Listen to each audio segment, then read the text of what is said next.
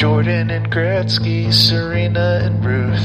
Remembering great ones is easy to do. But what about the no-names who spent their whole lives long snapping footballs and catching sack flies? They're guys, remember that guy. Remember that guy, remember that guy, remember that guy, remember that guy. They're just gonna remember some guys now. Burrow, Chase, and Higgins are out. Bart, Lisa, and Ralph are in. Bart Simpson takes the snap, throws to Ralph, touchdown! He's not in danger, he's in Remember That Guy, the show where we mine our memories for nuggets of nostalgia about peripheral players past and present. Hey there, folks! It's me, one of your hosts, James, and I'm joined by my perfectly cromulent partner today. Perfectly cromulent. James is the ultimate Simpsons fan. Of the three of us, I am now the ultimate Jamar Chase fan. Diaz back with you once again. Very grateful to Jamar Chase for not pulling a Brian Westbrook and going into the end zone, doing the right thing, getting me the 1 seed in the Dynasty League, which I share with our very special guest. Please introduce yourself. Yeah, that was an exciting time to see who was going to get the 1 seed. I was just sitting down and enjoying it because I was trying to lose. And I think I got the 5th pick because J-Bach is the greatest tanker of all time. I am in awe of it because I have committed to tanks in many leagues. And usually I still win like maybe 2 games. This guy was 200 points off of second to last 4 weeks into the season. Wow. Incredible. I'm in awe. And look, if you're willing to do that, you deserve Ashton Gianti. Gianti? I always say it wrong. I haven't watched a full Boise State game. I've exclusively taken them in through his highlights, so I'm not entirely sure. We can just all say Ashton Gianti, and if we are wrong, please correct us. In the meantime, in addition to him and your Dynasty League, I'm curious, fellas, what's making memories for you right now? So what's making memories for me is some good old college hockey. We had Fredonia State hosting Plattsburgh State. It's a D3. Nearly the almost university that could have claimed Xavier Perez, but they played host for just some good old college hockey the other night. Got the 2-0 victory. It was a momentous occasion for D3 Fredonia State for a couple of reasons. First of all, they were honoring the 30th anniversary of the 93-94 team that had gone to the final, lost, but we love honoring a runner-up. It's not the destination, it's the journey. They did the journey. They just didn't do the thing at the destination, but they did the journey. So they were being honored. Also being honored at the game was the person who was doing the ceremonial puck drop, who has no connection whatsoever to Fredonia State, but does have a connection to this podcast in that he is Hall of Guy nominee Charles Barkley. Okay. Is this a Flava Flav has attached himself to every women's sports thing? That analogy works well with women's sports being just hockey in all forms for Charles Barkley. Charles Barkley's a hockey fan. I was unaware of this Charles Barkley lore. He fucking loves hockey and didn't really care about it at all until Turner got the rights to the NHL package. And he's probably very broken up about the Coyotes.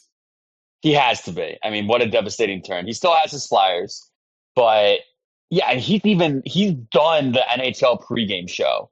Obviously he's not offering much an analysis besides being Charles Barkley, but it warms my heart so to see him this wasn't like Minnesota against North Dakota or some top flight game. This was just some D3 game that wasn't on anybody's radar. Following the social media from it was very interesting because it's you can see in real time, people are like, yo, wait, is Charles Barkley at this game?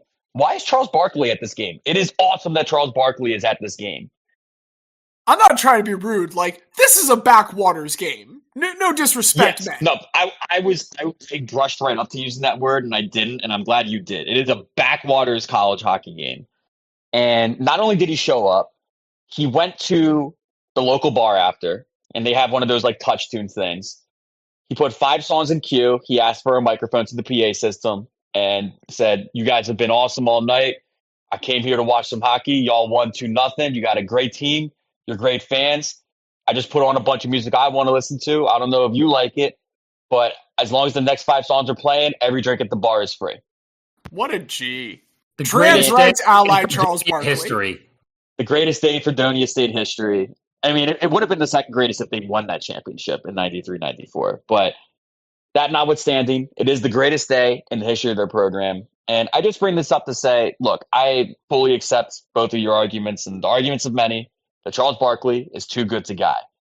But if he is not the greatest of the guys, I do submit he is the guyest of the greats. And that's what's making memories for me. I like that. I like that a lot. I'm not bringing it up to rehash it. I accept the claim. I am only submitting the new claim that he is the guyest of the greats.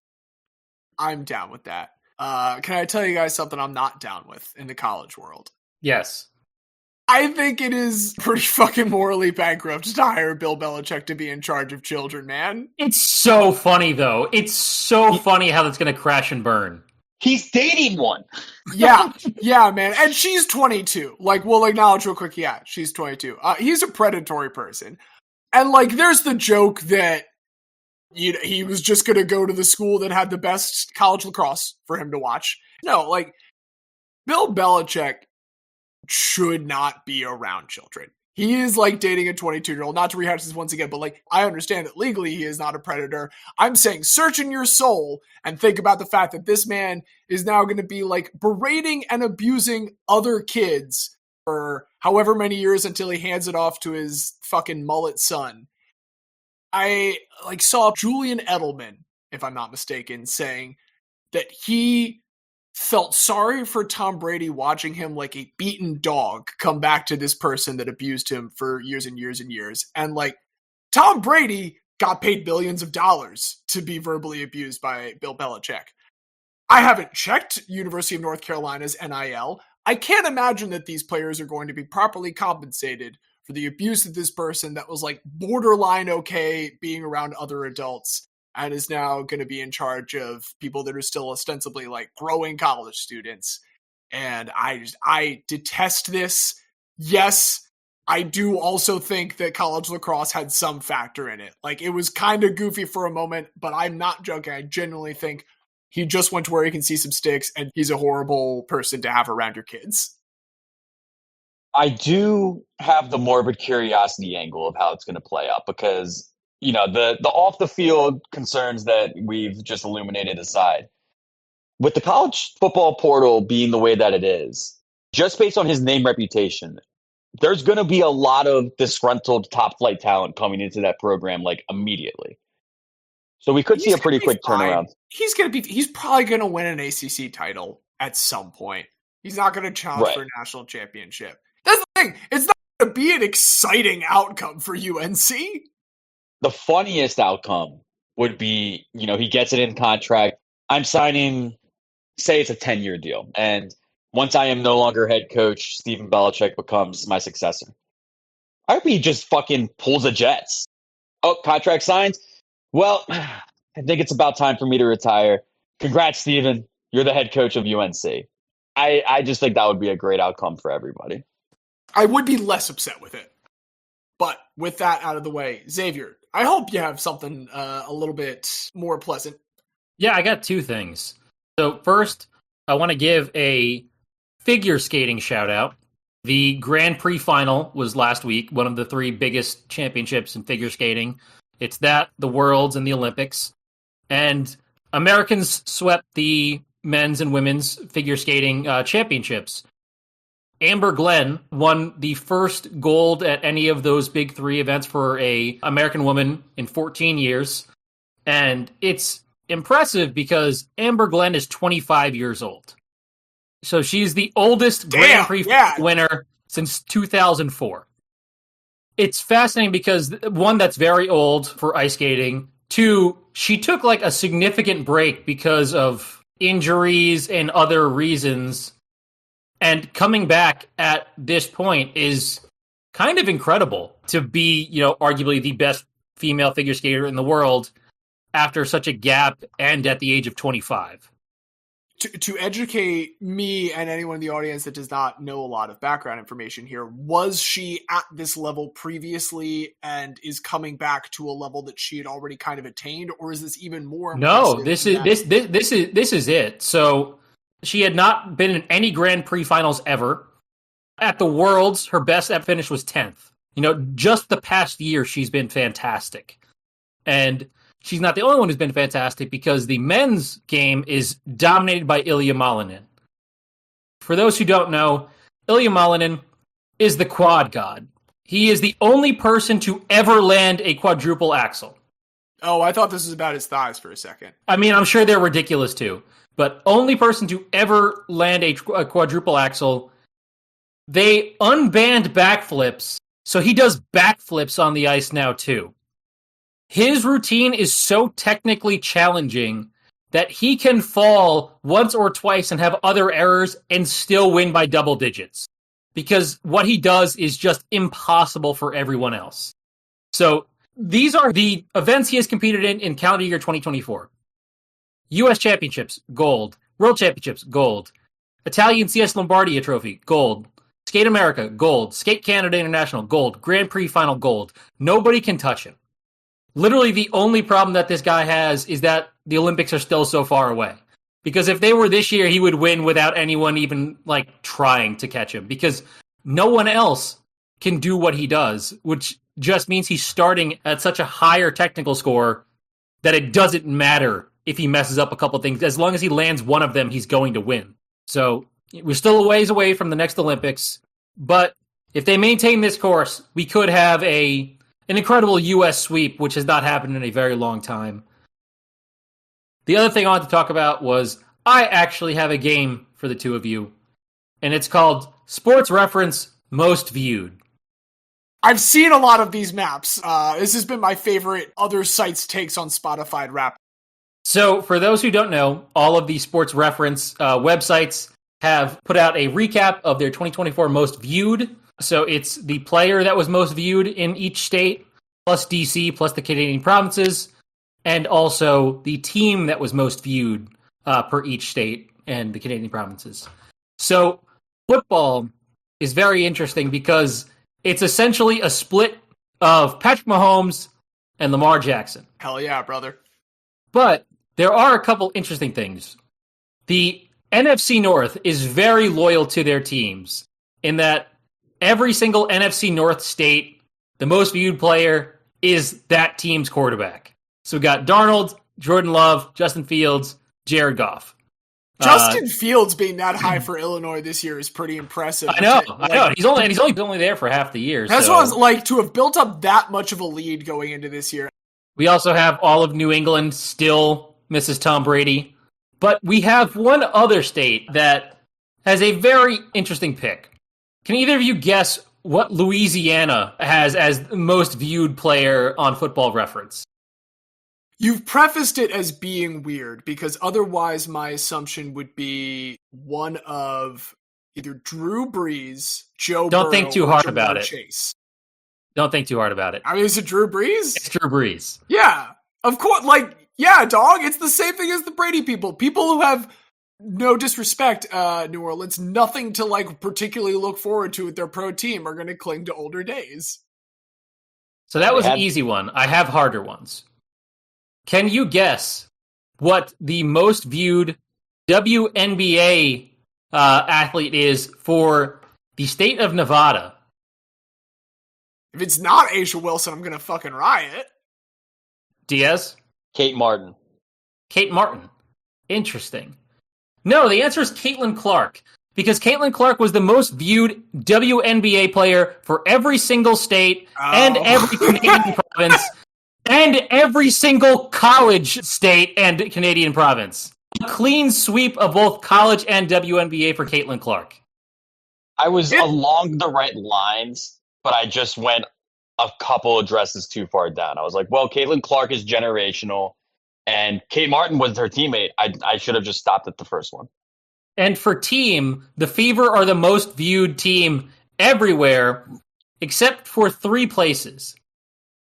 In North Dakota, it's in Wyoming. I think it's Wyoming. Oh, no, sorry. It's Montana. Apologies. Montana is the Lynx. Rhode Island is also the Lynx. And Tennessee is the New York Liberty for some reason. I don't know why. Okay, because Breanna Stewart is UConn. Sav is Oregon.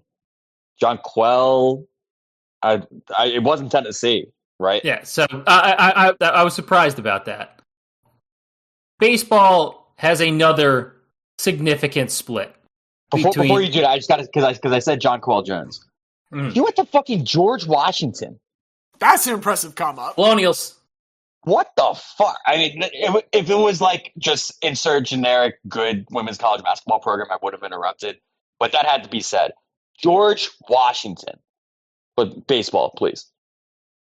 So, like football, baseball has a significant split between Shohei and Aaron Judge. But we have another state that pines over an old favorite. Can either of you guess the most viewed baseball player for Minnesota? Joe Mauer. Joe Mauer. Hall of Fame inductee Joe Mauer. Hall of Fame inductee Joe Mauer. Yeah. It's the Wolverine meme. They're laying on their bed with photos of Joe Mauer. The Hall of Fame, I bet if you looked last year, it's not Joe Mauer. You know what? You never know. I wouldn't surprise me if Minnesota's just like, we only care about Joe Mauer. Last one for you. This is FBref, which is the soccer one. The most viewed team across all of America is Arsenal, with over 28 states having Arsenal as their number one. But there were two places where the most viewed team was an NWSL team. Can either of you guess one of the two? Diaz, I will let you go first on this one because it's cheating for me to get one. Illinois. Illinois is actually Arsenal. It's all Arsenal. James? I don't know if it was the District or Maryland, but I know the Spirit. The Washington Spirit made one of those. The Spirit did indeed get District of Columbia, which I love. The other one was Utah, the Utah Royals, which is exciting. Maryland was Man City. Pennsylvania was also Arsenal. But yeah, I love this stuff. It's so interesting to me because the most viewed player in Pennsylvania was Aaron Cresswell, the fullback for West Ham, when in pretty much every other state, it's either Messi or Ronaldo. So it's very random. 40 Messis, 5 Ronaldos. Hawaii likes Francesco Totti for some reason. And then Pennsylvania is like, yeah, we like this backup fullback for West Ham United. We're just going to keep looking at Aaron Cresswell. One other thing, because I saw this map, and I obviously did not internalize much of it, but there was one thing that stood out to me. Would either of you like to guess the most popular team in the state of Vermont? That's the Philadelphia Union one. That's the Philadelphia Union. Or no, wait. I think it's New Hampshire because I got burned saying it was Vermont online. That's why I was trying to juggle there. It's for New a Hampshire. Second. New Hampshire's the one that is to the right? Yes. Yes. Okay. Hey, don't worry. I literally am on record on Blue Skies having made that same mistake already today. Love it. Good thing this audio format is easily editable. And I'm sure Well, I'm going to get a generous edit. No, I'm believing this shit. We don't edit around reality like that, Diaz. We present the actual footage. But Xavier, I understand that's not necessarily what we're concerned with later today.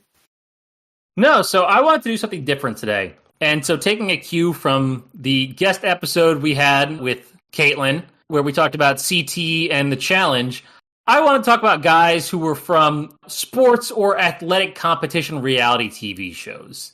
Because there is a lot of physicality in things that are close to sports in these, and I think that's why a lot of people like them. You take that, you add it to the drama of it, and it gets exciting.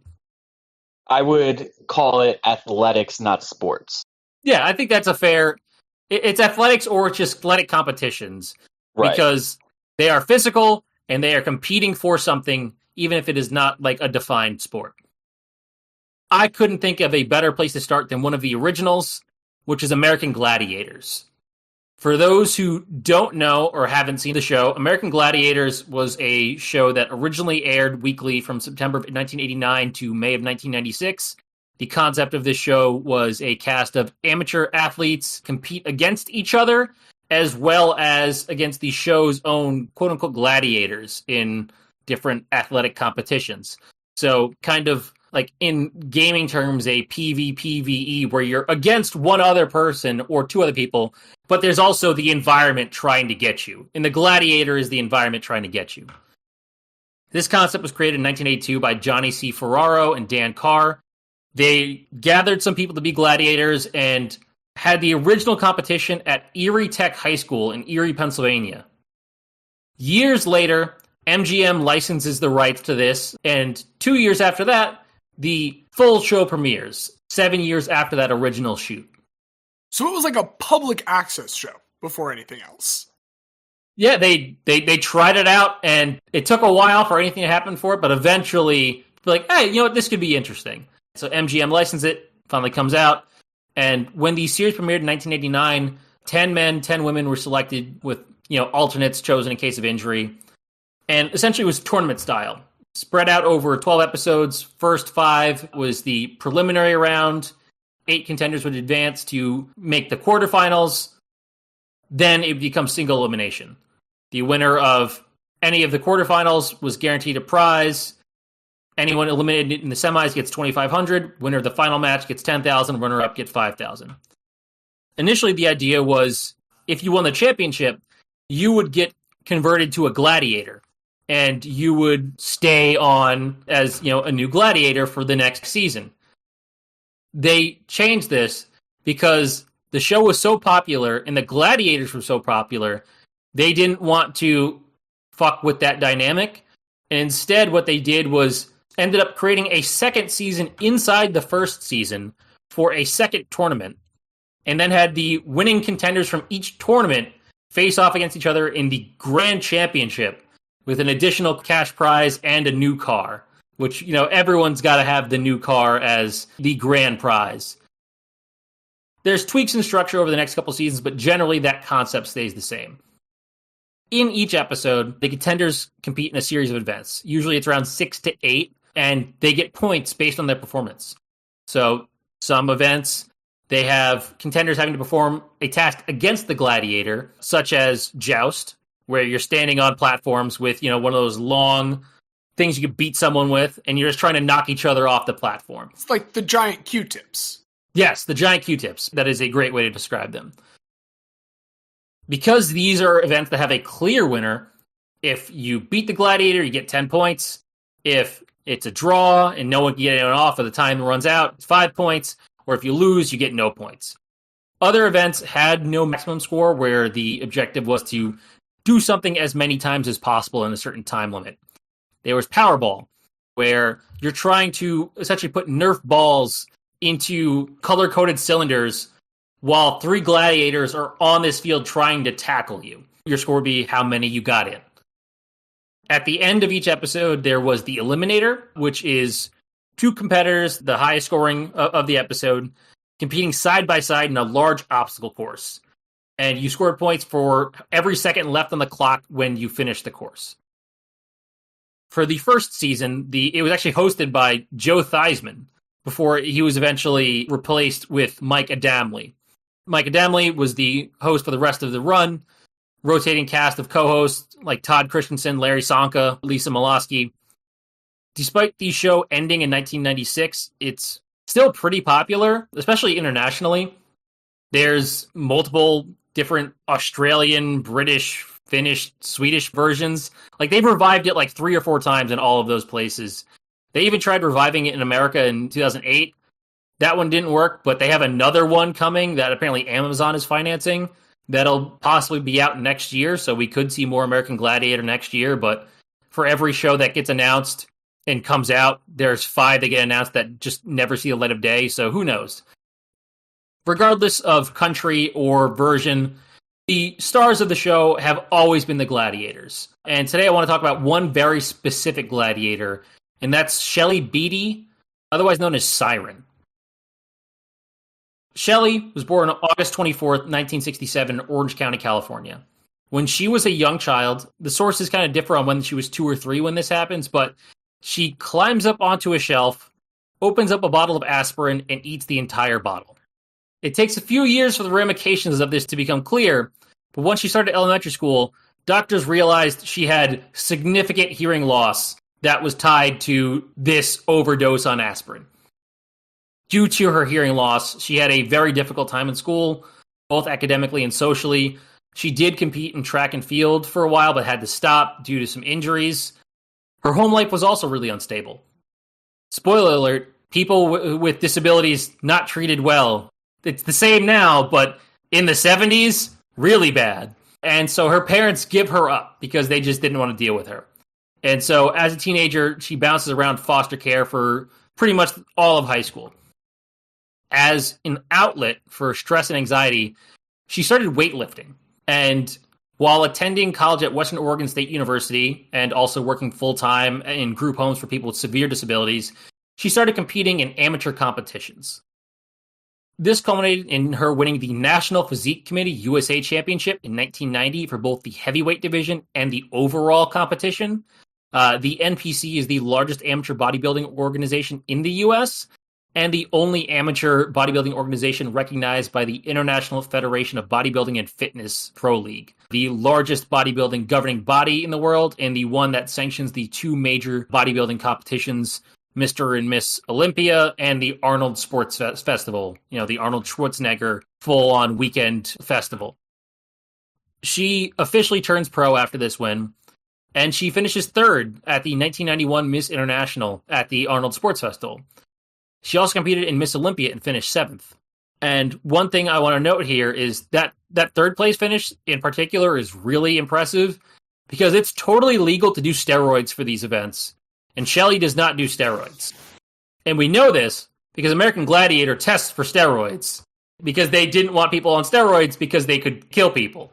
Was she also saying this? I'm not that I want to dispute. If she says she wasn't doing steroids, totally trust her. But to be fair, if we are saying that later on that she tested negative, she could be doing steroids. So this is 1 year before she joins American Gladiator, and she has said in an interview she thinks she would have won if she was on steroids because the people who beat her were on steroids. Oh yeah, she got that high. Is this one of the ones where they have to have a talent? And if so, what was her talent? So it's not really talent, but I did find one of her strengths was poses. And I found a video of one of her competition poses from the early 90s.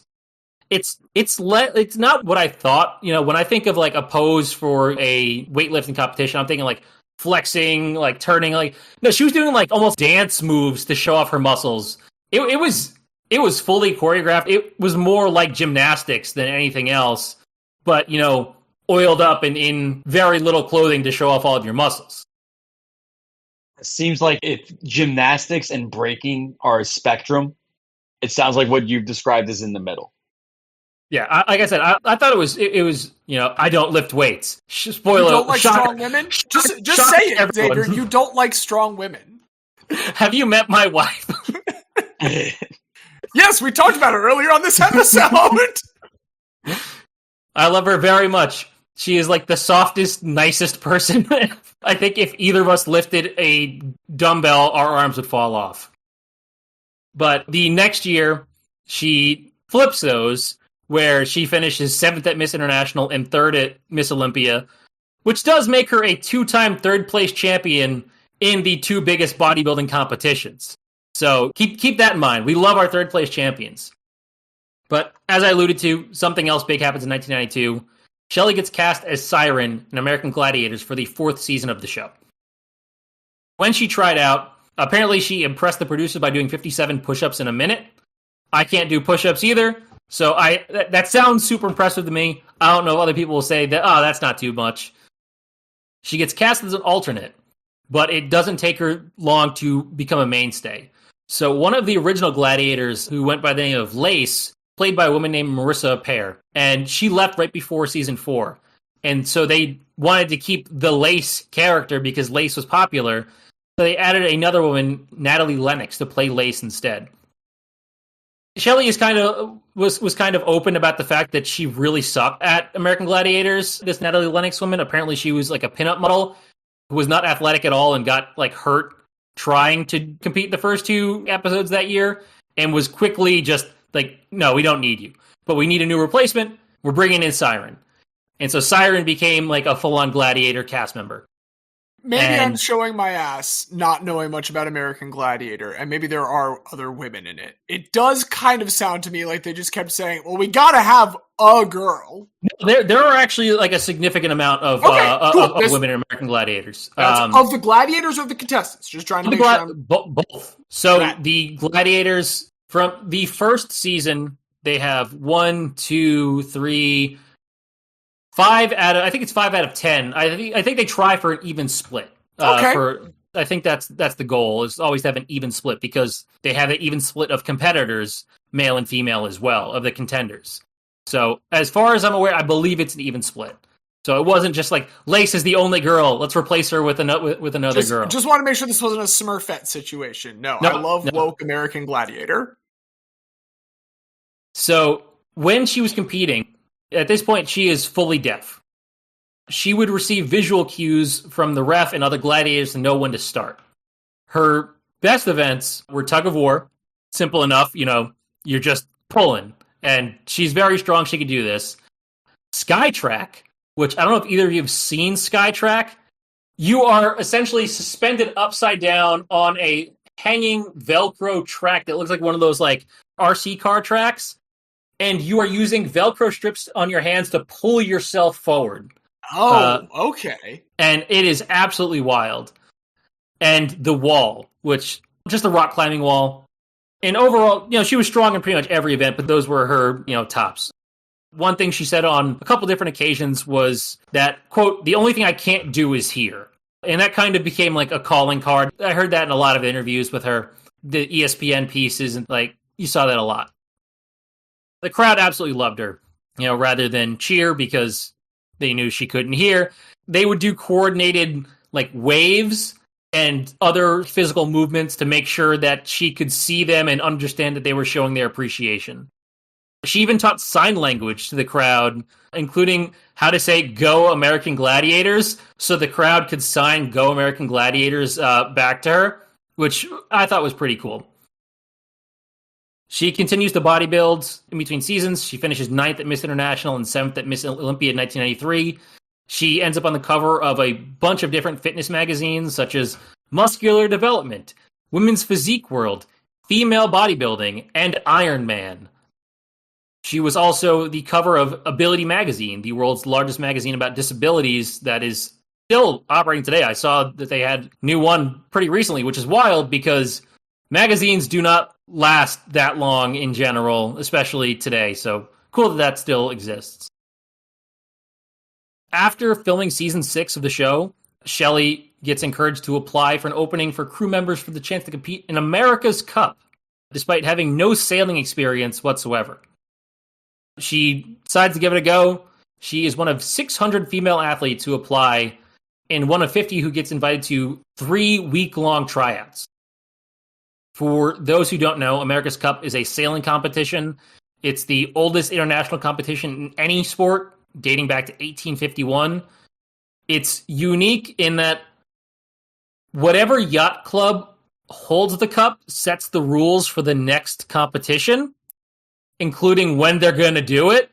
So it could be 3 years from the date of the previous one, or 4 years, or 2 years. It's whatever we decide because we just feel like it. And so it's pretty much set up for whoever wins to have a significant advantage in keeping the cup.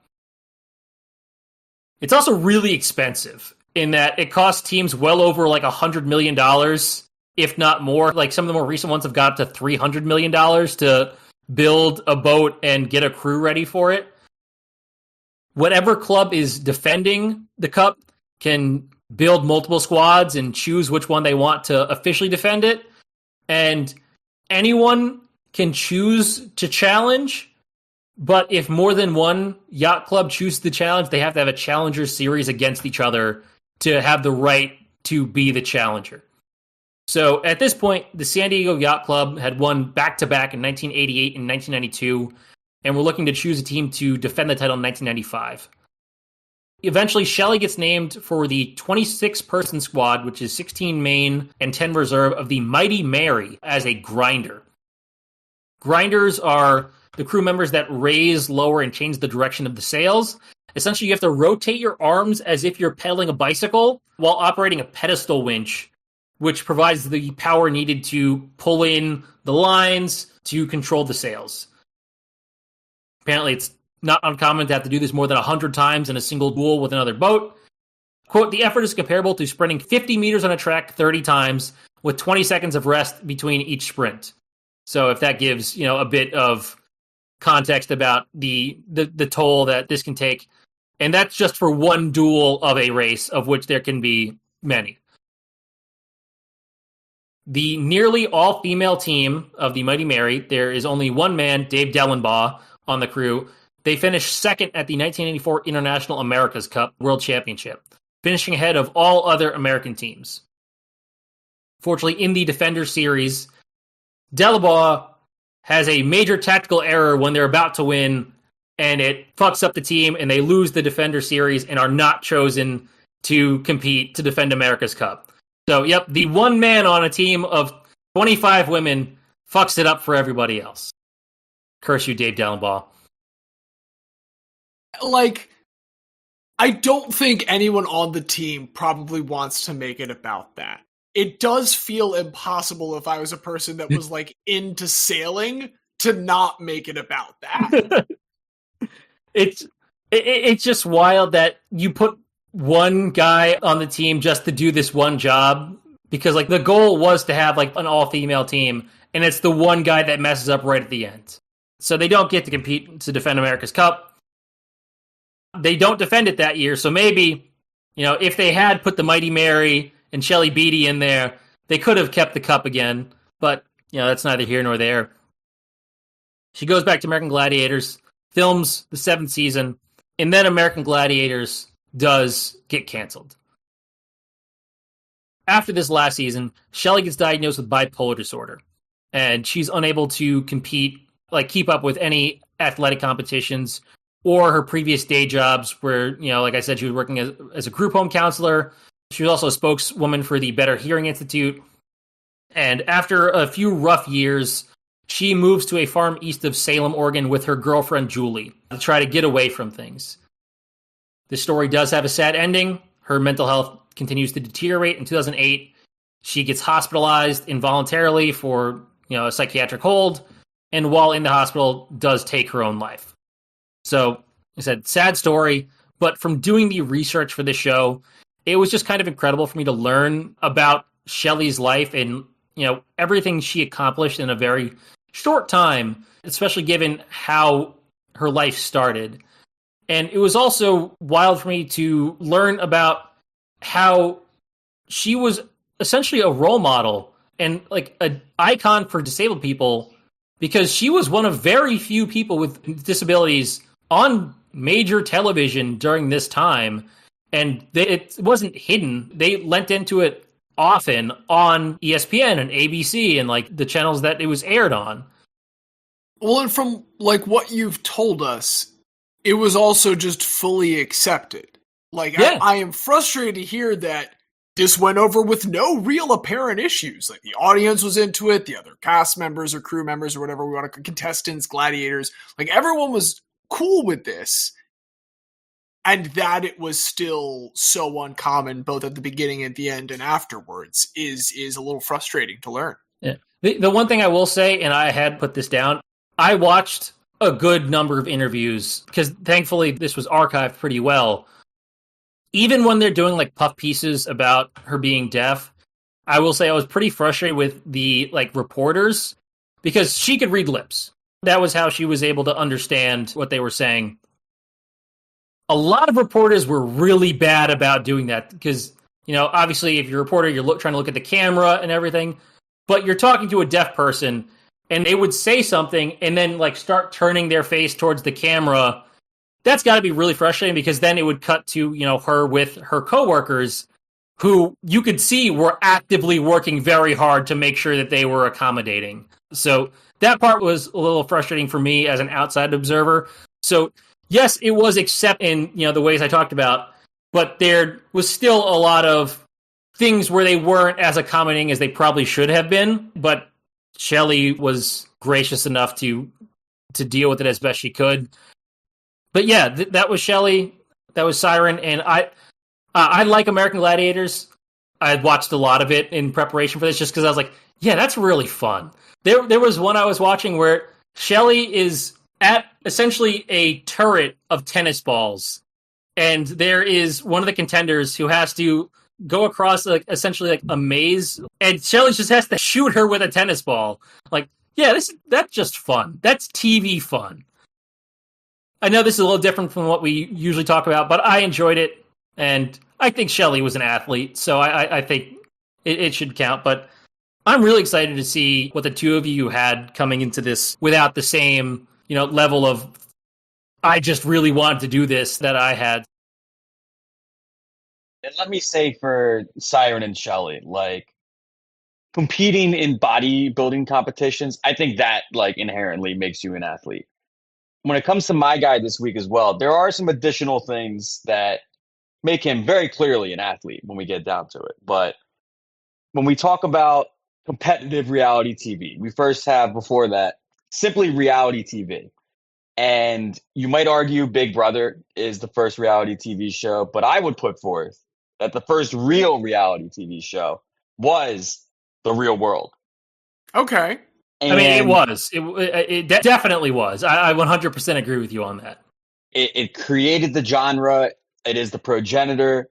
All reality TV shows have come forth from The Real World. And when we look at the history of The Real World, there are a lot of examples of people who were able to spin their 15 minutes into quite a bit more fame. We have members of the House of Representatives. Sean Duffy from season 6, based in Boston, was elected to the House of Representatives in Massachusetts. Kyle Brandt, he was on season 11 in Chicago, and you may know him better now as the host. Yes, is that how Kyle Brandt got his break? That is how Kyle Brandt got his break. No fucking way. He was on season 11 of Real World. I already learned something.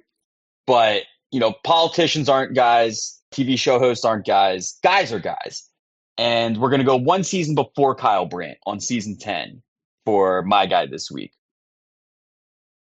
He introduced himself to the world from New York City. It was the first time that The Real World went back to a city, was for season 10, to be in the Big Apple. And by day, my guy is a mild-mannered man from Cleveland.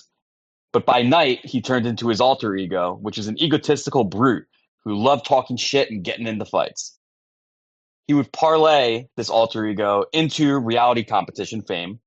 He's a 2-time competition winner and a 3-time runner-up. However, he is best known for his follow-up act to reality TV. He has 21 total championships in WWE, including 2 world titles, 8 reigns as the Intercontinental Champion, and 9 times a tag team champion with 3 different partners. He is the Miz. He's awesome. And he's my guy this week, Mike Mizanin. So the Miz and Kyle Brandt both came out of my mind has already been blown. Entirely from the reality TV world. And we'll get more into the background for Mike Mizanin, who was born October 8th, 1980 in Parma, Ohio. It is the second largest city in Cuyahoga County behind Cleveland. It's about 45 minutes to an hour outside of Cleveland, to give you an idea of where we're talking about. He had a bit of a uneven childhood. He is a child of divorce. His parents were divorced when he was 12 years old. At first, he went to live with mom. Mom was kind of moving all over the place. He had to relocate to 3 different schools within 2 years.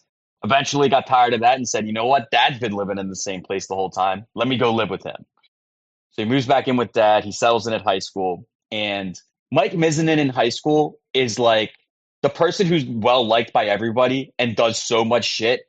And just in the back of your head, you're a little bit, fuck this guy. This guy's fucking perfect. Fuck this guy.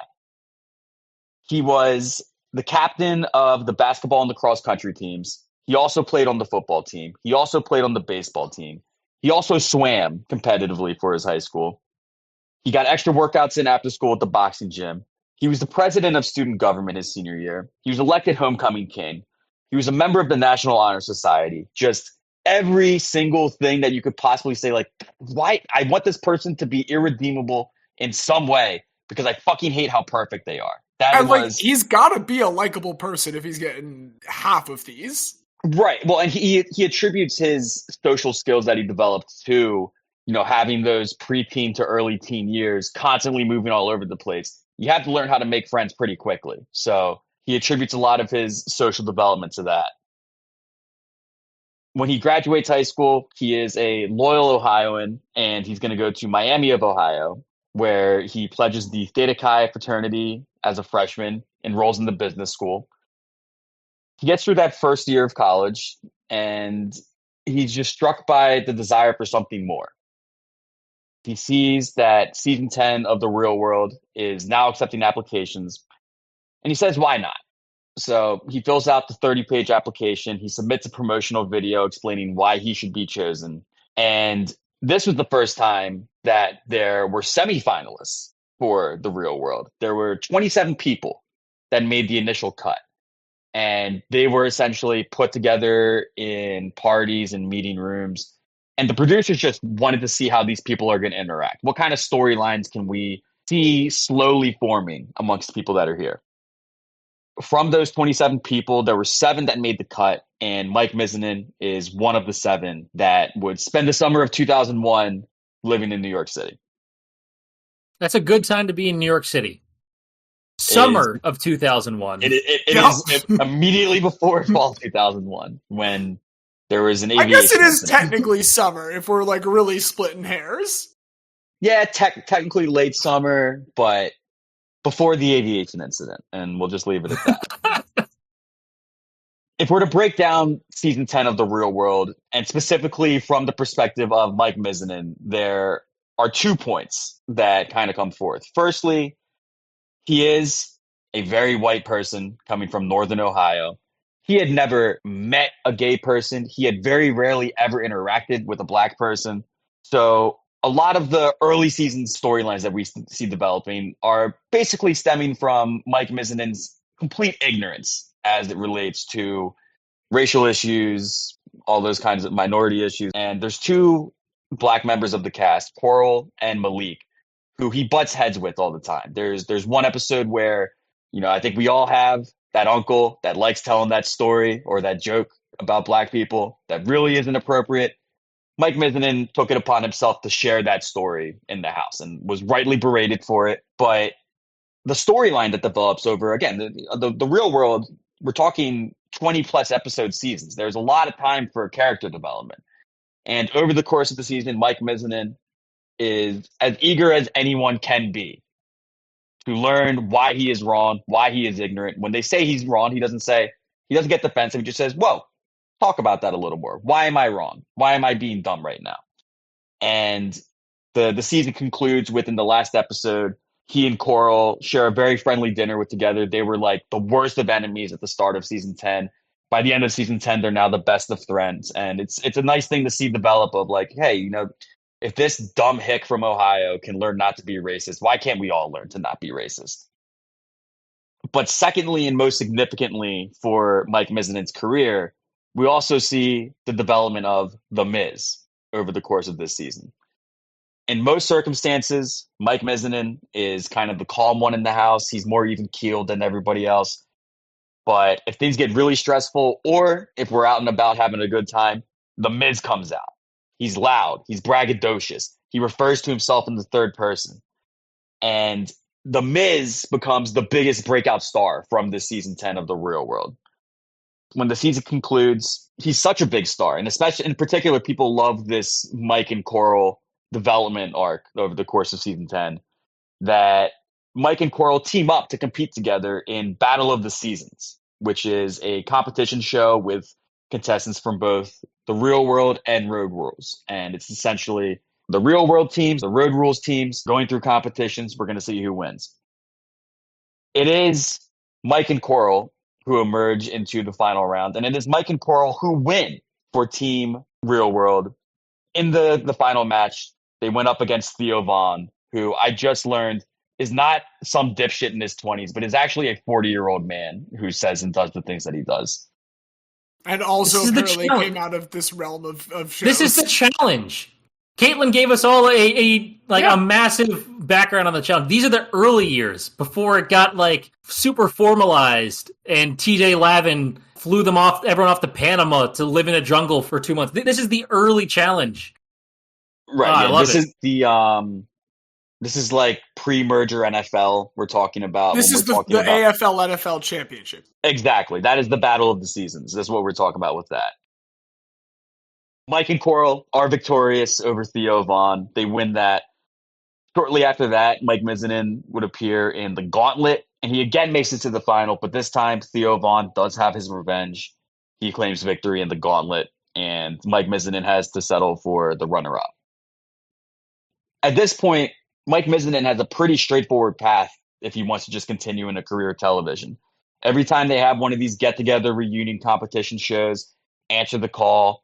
Maybe I win the 6-figure cash prize. Even if I don't, I'm keeping my name in the headlines enough to maintain my BC level status. I'll be able to make endorsements off of that. I can probably live a pretty nice life. And maybe that would have been enough for Mike Mizanin, but that is not enough for The Miz. Following that taping of the Gauntlet, The Miz signs with Ultimate Pro Wrestling, which is a lower tier national wrestling brand. And first of all, important to note, Mike Mizanin made it very clear throughout the course of the Real World, Battle of the Season Stars, all that. He loves wrestling, has always very legitimately loved pro wrestling. The Miz was him pretending to be a pro wrestler. And eventually you do it long enough, people love the character enough. Why don't we try our hand at the real thing? So he signs with Ultimate Pro Wrestling, training in the Ultimate University Academy. And when he's there, he immediately has everybody in the room against him. He is this person who is coming in from the reality TV world. He thinks he's hot shit. He's so cocky. He thinks he could just come on into the wrestling world and just do this. But he quickly wins people over when they see that, oh no, this kid has genuine enthusiasm. If I tell him to take a fall, he's going to take it as hard as he can. If I tell him to take a punch, he's going to take a punch as hard as he can. While a lot of people, when they first come into wrestling, they want to be booked as the winner. The Miz has no problem being booked as the loser. He just wants to be in there putting on a good show. Based on that, he quickly graduates from the university. He's put into the Mat Wars tournament, and he makes it all the way to the final before he loses, and his contract comes to an end with UPW. Before he continues with his wrestling career, he does take another brief foray back into the reality TV competition world. He would compete on the first and only season of Bravo's Battle of the Reality Network Stars, which only lasted the one season. He was the runner-up of that lone season. He would also appear on Fear Factor, and he would win his week of Fear Factor.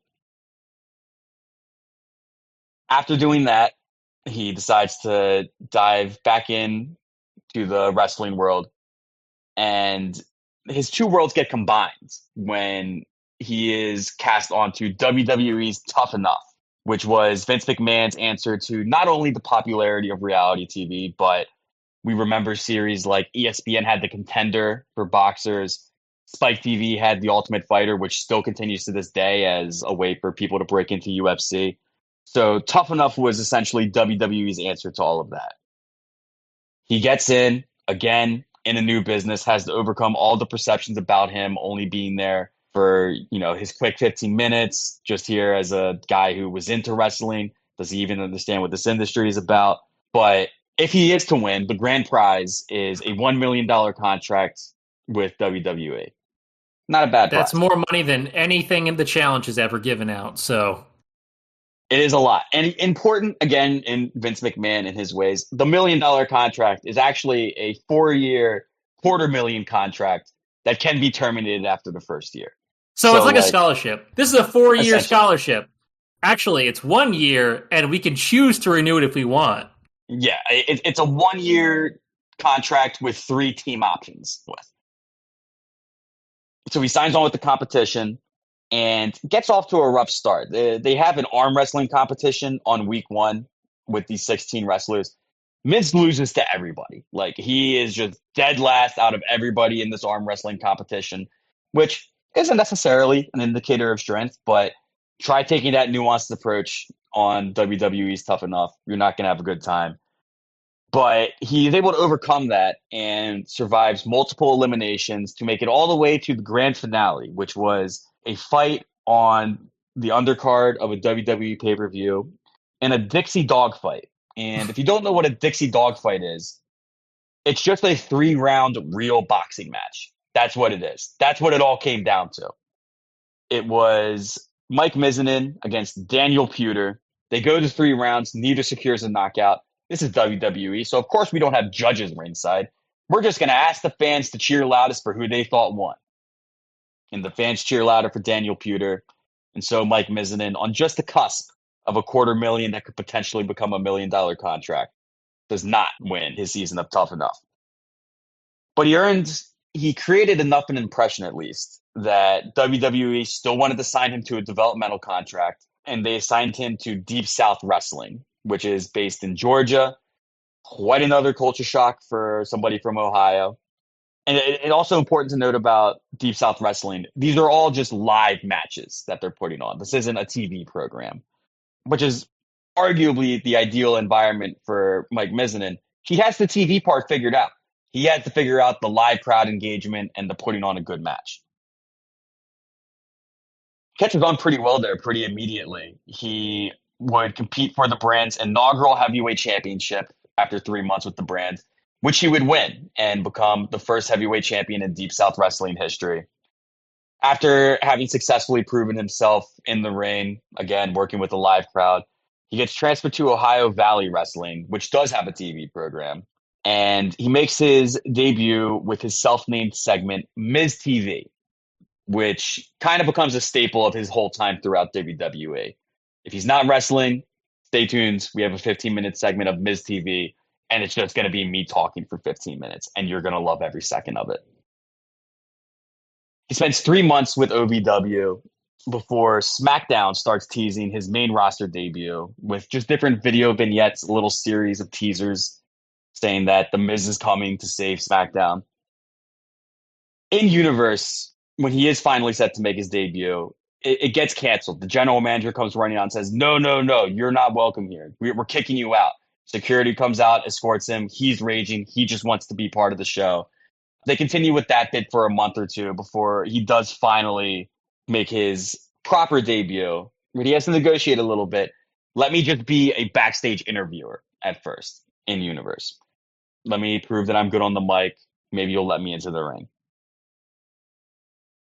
He does finally make it into the ring in August of 2006 and goes through a pretty good run at the start. He's undefeated for his first 5 months in the ring on the main roster for WWE. But his main feud is not with a male wrestler. It is with a women's wrestler named Layla El. Layla El is from England. And it's not that they're fighting in the ring. It's that backstage, The Miz is trying to hit on Layla, and he's always getting shut down. And then Layla goes and flirts with another guy. The Miz sees this, challenges the guy to a match, beats the guy, goes back to flirting with Layla El. The cycle continues. His main feud is not with any individual wrestler. It is just with the person who is seeking a date with Layla El. Eventually, WWE has had enough of this. They have to break him up. They assign The Miz away from SmackDown. They put him on ECW. He teams up with John Morrison, and he's able to claim his first WWE title when they win the tag team titles from Matt Hardy and MVP. And at risk of this just becoming me going through every year of The Miz's career and saying what he did, I'm going to jump forward now, and I'm just going to hit on some highlights throughout his 20-year WWE career. So we're in 2007 now. At the 2008 Royal Rumble, he's looking poised to potentially win. And if you win the Royal Rumble, you get a title shot in the main event at WrestleMania. He's lasting pretty long. He's in there for 16 minutes. And it is Hornswoggle who comes in and eliminates The Miz. If you don't know who Hornswoggle is, he is a tiny person. Is that what we say now? Canonically, he's a leprechaun. I think the fact that you asked means we can move on and make it clear, hey, we tried. Canonically, in the WWE universe, Hornswoggle is a leprechaun. And it is Hornswoggle who eliminates The Miz. In 2009, he ends up on Raw. At his first night on Raw, he calls out John Cena. The only issue is that John Cena is injured. So when John Cena does not come out to the ring when called for the match because John Cena isn't there because John Cena is injured, The Miz claims his victory by forfeit and spends the next several months parading around that he is the most recent wrestler to beat John Cena. John Cena has never beaten him. And hit those horns, John Cena's back, and he beats the shit out of The Miz when he makes his return. Later that year, Miz is challenging for his first singles title. He challenges Kofi Kingston 3 separate times, loses all 3 times. But on the 4th time, just like the Eagles in the NFC Championship in the early 2000s, the 4th time is the charm. He does finally break through and win the U.S. Championship to give him his first proper singles title. During that title reign, he debuts what has now become his signature intro song, I Came to Play. My script is to the letter, and I'll write your final verse. I am here to stay, and I have come to play. And he also develops what becomes his signature catchphrase, because I'm the Miz, and I'm awesome. That's how he ends every promo. I'm going to beat the shit out of John Cena because I'm the Miz and I'm awesome. Layla is going to finally accept this date with me because I'm the Miz and I'm awesome. Whatever he's riffing about, it always ends with because I'm the Miz and I'm awesome. While he's holding that U.S. title, he pairs with The Big Show and they form the partnership Miz Show. They win the tag team titles together, which makes Miz a double champion, having the tag team titles at the same time as the U.S. belt. This sets him up for his WrestleMania debut, which he makes at WrestleMania 26, and he and the Big Show would retain. He eventually drops that U.S. championship, eventually drops that tag team championship, but he competes in Money in the Bank, which, very briefly, there's a briefcase hanging above the ring. You get a ladder, you climb to the top, you get the Money in the Bank, you get a guaranteed title shot anytime, anywhere. As long as the opponent and a ref are present, you can go for the title at any time. He wins that Money in the Bank. He cashes in Money in the Bank against Randy Orton after Randy Orton had just barely survived the championship match. Hits his finisher, which is the skull-crushing finale. It's essentially, imagine if a person is standing upright, you come from behind them, you put them in a full Nelson, strip them with your 1 foot, put them straight down face first into the mat. That is the skull-crushing finale. And that is how Miz claims his first world title by beating Randy Orton after that cash-in. And of course, The Miz and John Cena have always had their rivalry. So shortly after he wins that world championship, WWE's general manager is trying to ease the tensions between The Miz and John Cena. And to do that, he says, if you two can't learn to play nice, you're going to play together. You're going to be a tag team. You're competing for the WWE tag titles tonight. So The Miz and John Cena go against the tag champions, and they win because, they're 2 main eventers. They're going against 2 guys. Generally, the tag team title is like a mid-card title. So they win. They celebrate. They're hugging.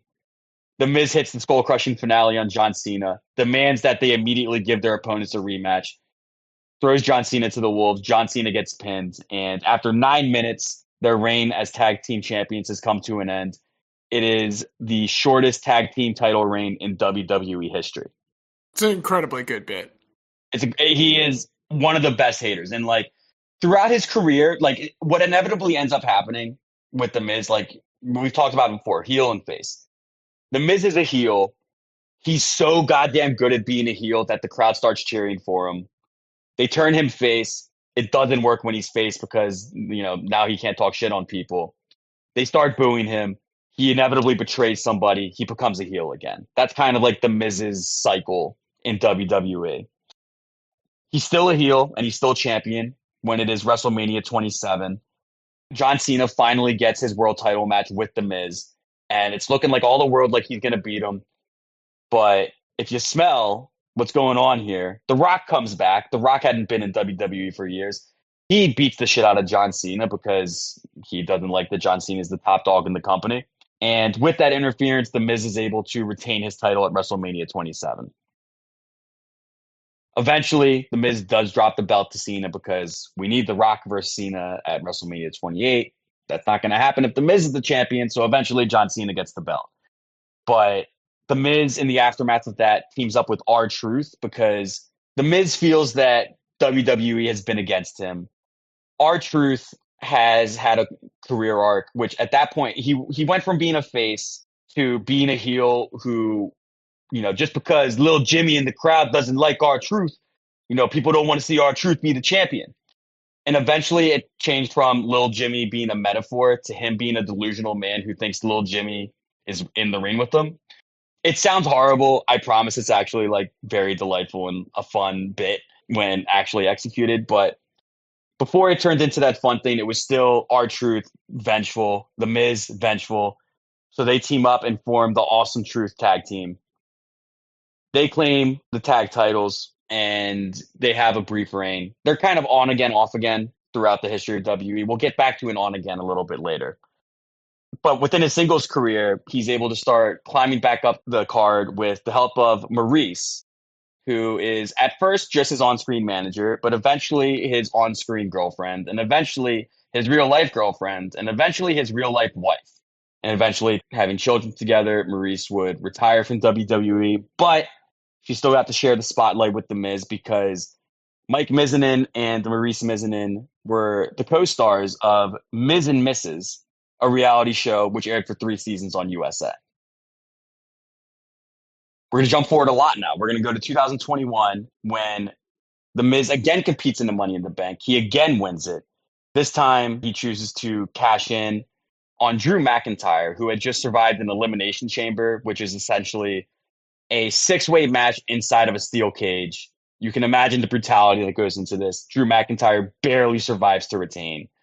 And while his borderline lifeless body is in the ring, The Miz says, this seems like a good time to win a wrestling match. Comes in, cashes. This reign was a lot shorter. The first reign that he had as a world champion was 8 months. This one lasted just 8 days. On the next episode of Raw after that pay-per-view, Bobby Lashley just beat the shit out of him. And if you haven't seen Bobby Lashley, you can look him up, and you can look up Mike Mizanin, and you can say, yeah, Bobby Lashley would probably beat the shit out of Mike Mizanin in real life. At the following WrestleMania, he teams back up with his original tag team partner, John Morrison, going against Damian Priest and Bad Bunny. Yes, that Bad Bunny. Damian Priest and Bad Bunny win at WrestleMania. In 2023, he reunites with R-Truth, who is now fully into his lovable, idiot, borderline delusional person character. And they reunite and form the Awesome Truth tag team once more. And it was at WrestleMania 40 in Philadelphia, where yours truly got to bear witness to some incredible history. To set the scene, it's a 4-way tag match. There are 2 different tag team champions, one for both Raw and for SmackDown. All 4 belts are suspended above the ring. It is a 4-way ladder match. It's as simple as you climb the ladder, you unhook the belts, you and your partner are now the world tag team champions for that belt. Early on, The Miz and R-Truth are getting their ass kicked a little bit. The Miz in particular has it real bad, but he's able to hit a couple moves to clear the ring, and you get that dramatic moment when The Miz is laid out on the floor. He's desperately crawling towards his corner for R-Truth, who is desperately begging to be tagged in. He's full of life. He's full of energy. He gets the tag. R-Truth hits all of his moves on whichever opponent it was that was in the ring. It doesn't matter who the opponent is. R-Truth is who matters, and the Miz is who matters for this story. But what's fun about R-Truth is, in his delusion, he has become John Cena's biggest fan. He says, I grew up watching John Cena. John Cena is 42 and R-Truth is 52. But R-Truth, I always grew up a John Cena fan. I love doing his moves. So he hits all of John Cena's moves, puts his hands up, does the you can't see me, hits the 5-knuckle shuffle, hits the attitude adjustment. He goes for the pin. 1, 2, 3. And The Miz is apoplectic in the corner because this is not a falls match. This is a climb the ladder and get the belt match. And it's perfect Three Stooges level physical comedy of The Miz just angrily pointing up no, get the ladder, get up there. And then R-Truth slowly grabs the ladder and Miz is yeah. He sets it up. Miz starts clapping, starts pumping up the crowd. The crowd starts going crazy. R-Truth climbs to the top. R-Truth unhooks the belts. And once again, the Awesome Truth are champions. And they have about like a 4 or 5 month program after this where it's R-Truth just speaking nonsense and the Miz being exasperated with him. But, they're both faces. It's like, oh, it's fun. It's friendly. It's relatable. Eventually, it starts getting stale. So the Miz does what he always has to do when his face act starts getting stale. He turns on R-Truth. He hits the skull-crushing finale on R-Truth. They lose their tag team titles as a result. The Miz becomes a heel, and he is currently in a story arc where there are 2 big groups, cliques, I guess you could say, on Raw right now. There is the Judgment Day, or the Final Testament, excuse me, and there is the Wyatt Six. And the Wyatt Six are kind of this, like, vaguely otherworldly group. Like, they're the paranormal backwoods Southerners. Yes, exactly. No, that's a perfect way to put it. Paranormal backwoods Southerners. They're swamp people. Swamp people. This is not a joke, Xavier. I'm telling you the truth. No. I don't believe you're joking. I just find it very funny. The thing that bothers me about their name is when I first heard it, it was like the Wyatt Six. And it was like, oh, okay, because like this is tribute to Bray Wyatt. Unfortunately, tragically passed away. Was an incredible wrestler. Everybody loved him. These are all people that had ties to him when he was still active. So I thought it was the Wyatt Six as in the number, but no, it's like 6 as in multiple sick people, which I don't know. It just strikes me as a little corny. But the Wyatt Six are essentially trying to make the Miz atone for his sins of having betrayed R-Truth. He didn't do right by him. And the heel group, the Final Testament, is now welcoming in the Miz so he can take refuge with them. Hey, we're a big group. We hate those guys. We'll protect you. I'm sure it's going to go great for the Final Testament and the Miz. I'm sure that there will not be some horrific turn by one or the other against, each other. But before I start wrapping up, I do want to also say, Mike Mizanin never lost sight of his roots. He always knows where he came from. In 2012, he hosted Battle of the X's on MTV. And ever since then, almost any time that they have one of these reunion shows, Mike Mizanin is the host. He is more than happy to volunteer his time towards that. He knows he wouldn't be where he was if it wasn't for the real world, if it wasn't for competing on those, reality TV shows. The Miz is 44 now. He's getting towards the end of his WWE career. It's very clearly winding down. He's not a weekly fixture on TV anymore. He is married to Maurice. They do have a child. And look, if we want to say that Mike Mizanin is a 2-time world champion in WWE and The Miz is too good to guy, I'm perfectly fine to accept that. But I think as it relates to specifically this category, he is a guy of reality TV show competitions. I think his arc, as we look at it over the past 2-3 decades, we see a man who made his debut as an ignoramus, but won people over with his charisma and his openness to criticism and change. That charisma led him to have a lifetime of opportunities in that industry. And it is the industry that gave him the space to create the character for which he would become famous worldwide. Despite moving on to greener pastures, as I said, he never lost sight of his roots and he remains true to them, which to me is a critical aspect of guyness and one which I believe we should honor with induction into this prestigious hall for Mike the Miz Mizanin. You're saying he has Miz Riz. He founded it, honestly. I'm going to say Riz every week until Gen Z loves us. It's not going to happen. But I like The Miz. You didn't even talk about the fact that he was on a show called Hamster and Gretel. What the hell? I missed that incredibly. That is... Well, because I'm going to go ahead and guess from that name, it's not a reality television show. No, it is. It's inadmissible evidence then. A Disney animated show. He was also on Supernatural, apparently, which is fascinating to me as someone who loves Supernatural. Oh yeah, as a guest investigator, which is like the funniest shit to me. He was a wrestler in Supernatural. Oh, sorry, excuse me. So he was on. I mixed that up with there is like one of those like Ghost Hunter shows or whatever. Mm-hmm. He did have an appearance. Oh, you're mixed up with the real thing. Yeah, the reality TV one. Exactly. Yeah, he was on Ghost TV, one of those shows, as a special guest investigator. He needs to get the Supernatural brothers to come help take care of the Wyatt Six. Winchesters. Yes. The Miz is good. The Miz is very good. Siren is very good. I don't have a good nickname for my guy is the thing.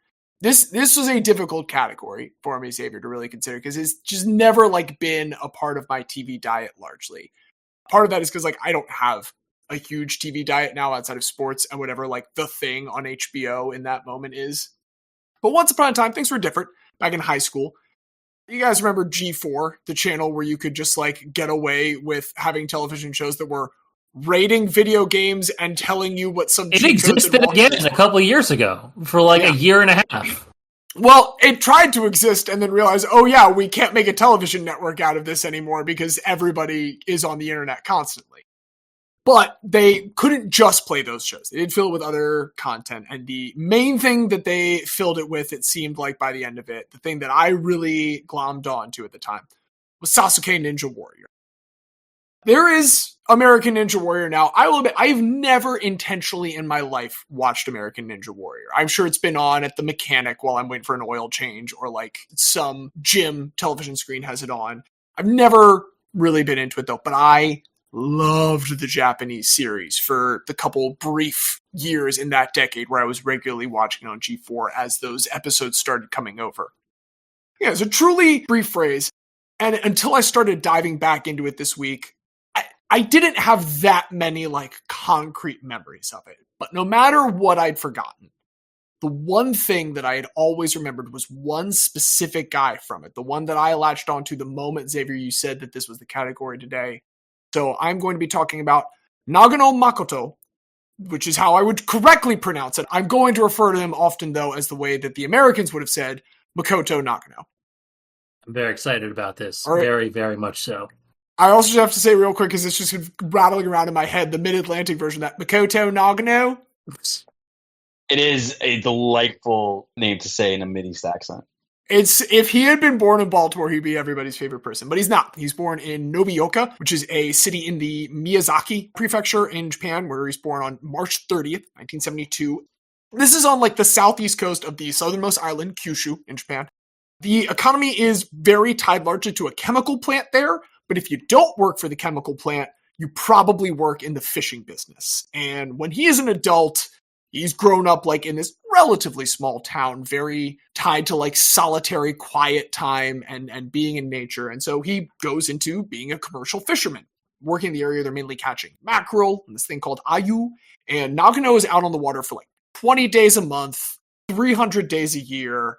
You know, he's got nothing to do. He's getting ripped. He had already been a pretty athletic dude. He had a background in baseball, in judo, and in gymnastics, but he is now just working out with like all of his downtime. And then one day, a coworker shows him a video of this hot new show called Sasuke. Much as American Ninja Warrior will later spin off of the larger Ninja Warrior behemoth, Sasuke is initially a spin-off of Kiniku Banzuke. I'm trying really hard to pronounce everything. I'm just going to say real quick here that I am sorry if I get any names wrong later because there's a bunch of them. You're doing fine, and I doubt. I mean, I'd be thrilled if we had Japanese listeners that could come and correct us, but I doubt that is going to happen. If Evan hears us, I'm sure he can correct us from his perch up there in Canada.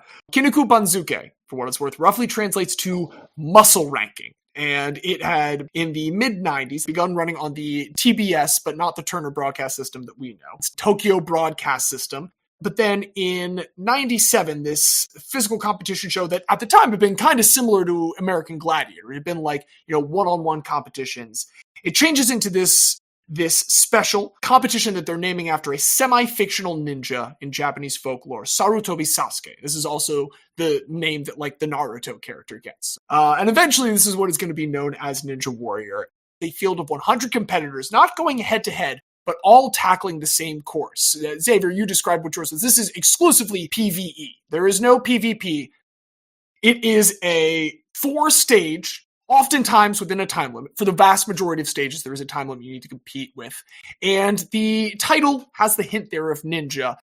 Obstacles we'll touch on a little bit more specifically as we work through the stages, but they are very much meant to have a kind of a ninja sort of feel to them, a ninja theme. And this is not meant to be like a tournament until there's a last person standing. In theory, as many folks as possible could win. All 100 people could get to the top of the mountain, but much more frequently, no one wins. And this is just seeing who gets the furthest. That is the case early on with the show. 4 people reach the final in the very first Sasuke. All of them fail. A year later, 2 reach the final. They both fail. And then in 1999, this starts to become a semi-annual event. And in the 4th one, in that 3rd year that's running, a crabber, Akiyama Kazuhiko, and also for a lot of these, I will try to be doing like the proper last name, first name, just for what it's worth. For to us, he would have been described by G4 as Kazuhiko Akiyama. He is the first person in Sasuke number 4 to achieve Kanze Seiha, ultimate victory on the show. Akiyama is part of this first group that is identified by the broadcast as the Sasuke All-Stars.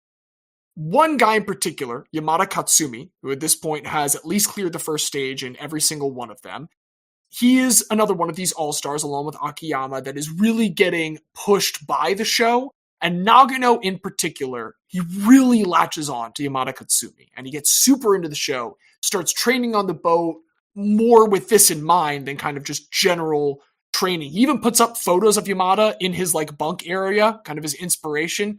It's very adorable.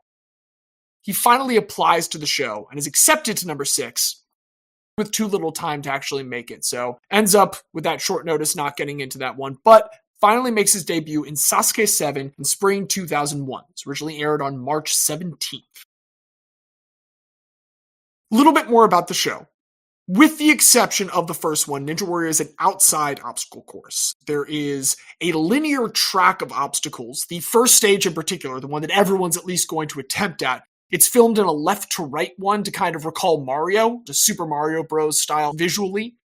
The obstacles are updated and tweaked from one competition to the next, but regular viewers would become very familiar with some of the old standby. In this first stage, again, the one that everyone is at least going to get a crack at, some of the ones you'd see often are the rolling log. There's this big fake log on a track of metal pipes, and you would just have to hold on to it as it spun down a couple times from one platform to the next. There was the jump hang, a trampoline jump over a pit of water to a hanging net that they would have to then hold on to and climb over. Very often, the last one of this first stage would be the rope climb.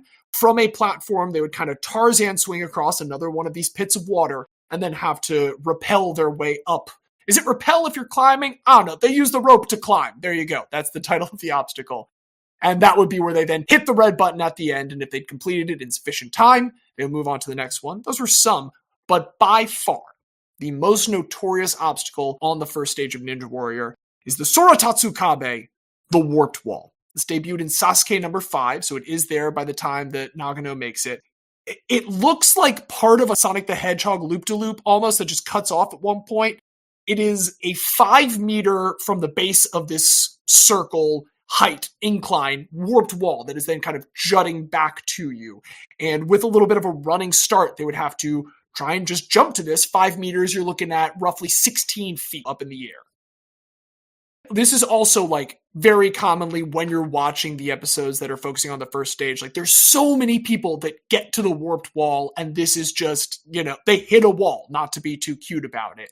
So many runs just die here as the clock slowly ticks down with failed attempt after failed attempt. It's brutal. It is truly brutal. It probably gets the most screen time of any obstacle in the entire show. And Nagano in Sasuke 7 is sadly one of those runs that gets down there. But he returns the next year. He actually gets to the warp wall with 40 plus seconds. He's on amazing pace when he gets there, and he fails again. And something to know about Makoto Nagano, he is 5'4". That is short even in Japan. The average height there is 5'7". So he is short anywhere. And a lot of the top competitors are quite a bit taller than the average in the 5'10" to 6 foot range because size is an advantage in this game. So this is something that Makoto Nagano is going to have to overcome. To do so in the off-season, he becomes one of many contestants that you will learn via the B-roll during these. Like his idol Yamada, goes to build some obstacles just in his home, in his backyard to train on. And he makes himself his own Sorotatsu Kabe, his own warped wall in the backyard of his house to just go at all the time on the days where he is not out on the water. This is how he is trained leading up to Sasuke 9 in spring of 2002. And this year, Nagano knows that was something to prove. And he's also in an outfit that is going to become like his signature duds. Black tank top, black sweats. He will wear this almost exact outfit, probably not the exact same articles of clothes, but the exact same outfit every single competition from this point on until the end of time. By this time, he is a later contestant. In general, the rule of thumb with the order is like the people they think have a better shot are going to go later in the run. This will eventually be codified because you'll have to do like a 1,200 meter run prior to the contest. But at this point, it's still just kind of like a producer decision. So he's been moved back a little bit in the ranking. He scales the warped wall on his first attempt and manages to finish the first stage with the fastest time all day, 22.85 seconds remaining on the clock. So for the first time ever, Makoto Nagano is heading to the second stage. On an average year, normally about 10 to 15 contestants make it. So it's a much more dramatic setting. It's later in the day, so like the sun has typically set. This is all on a one-day competition. And this is looked at even more so than the first one as kind of a speed stage.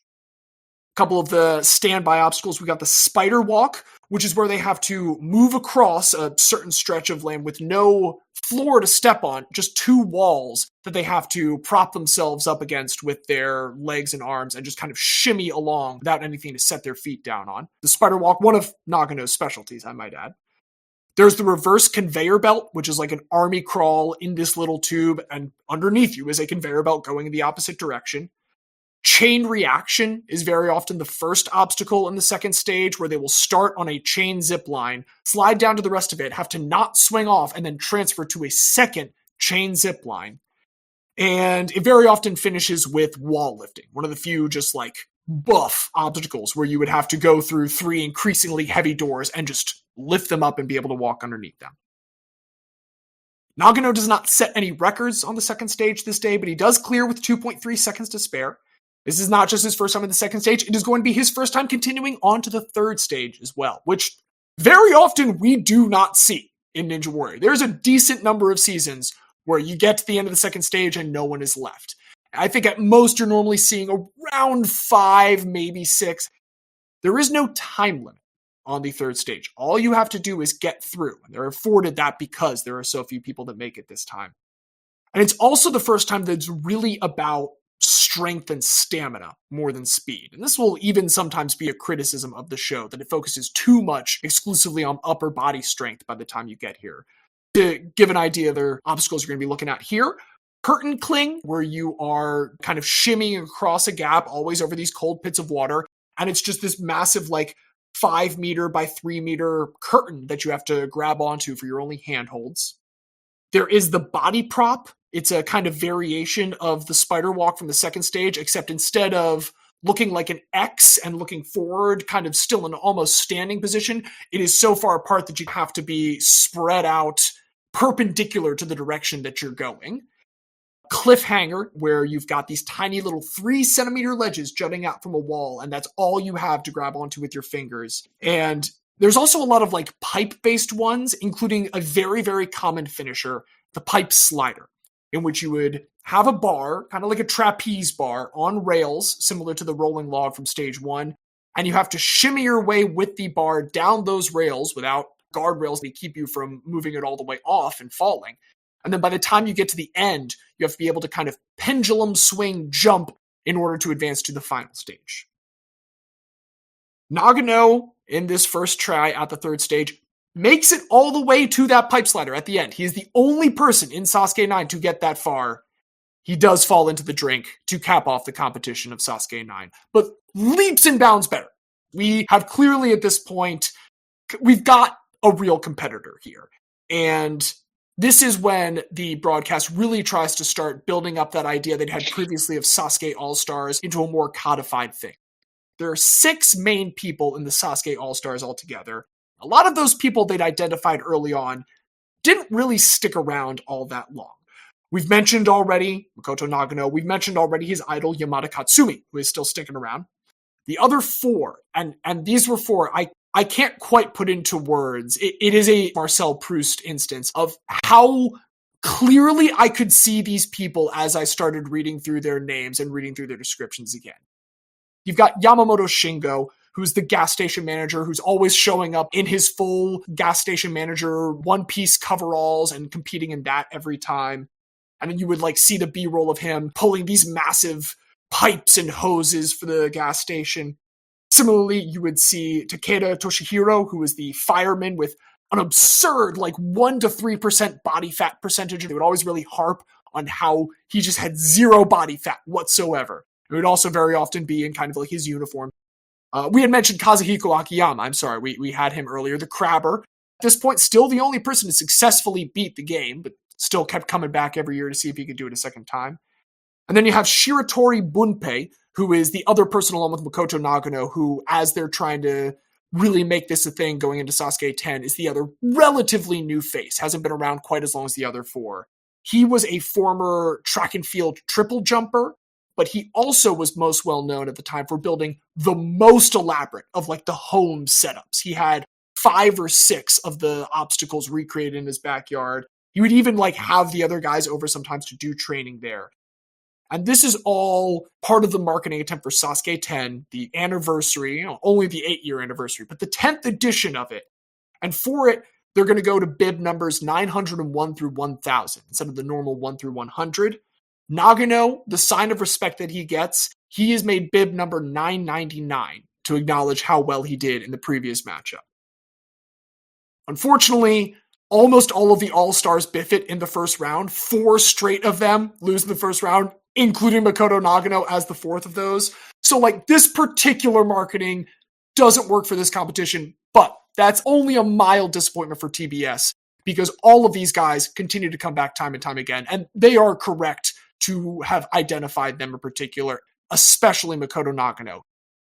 He is about to start a 3-competition run that is what cemented him as my number 1.